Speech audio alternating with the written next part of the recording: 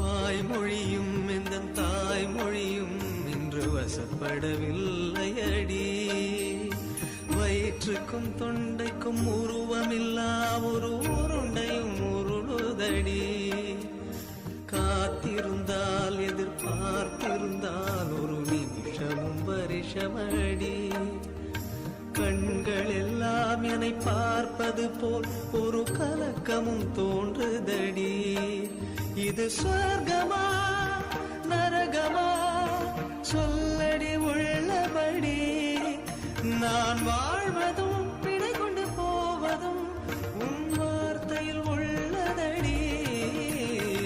என்னவளே அடி என்னவளே எந்த இதயத்தை தொலைத்து விட்டே.